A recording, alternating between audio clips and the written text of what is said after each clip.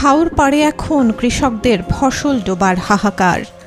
দূর থেকে মানুষের কর্মতৎপরতা দেখে মনে হয় উৎসব চলছে, কিন্তু ভারী বর্ষণ ও ঢলের পানি হাওর পাড়ের কৃষকের ফসল তোলার এই আনন্দ উৎসবকে নীরব কান্নার দিকে ঠেলে দিয়েছে।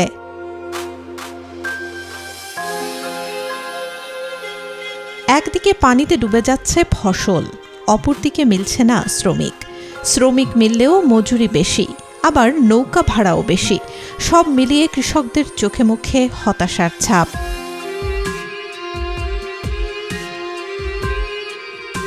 সুনামগঞ্জ, মৌলভীবাজার সহ হাওর অঞ্চলে কৃষকদের মুখে হাসি নেই। কৃষকরা জানান, হাওরে হঠাৎ পানি ঢোকায় সব শেষ হয়ে গেছে তাদের। ঋণের বোঝার পাশাপাশি বড় অঙ্কের ক্ষতির শিকার তারা।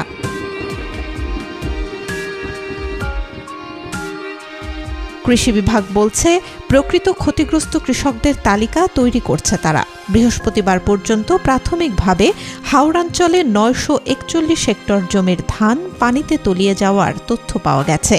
তবে এই সংখ্যা আরও অনেক বেশি বলে জানান স্থানীয় কৃষকরা।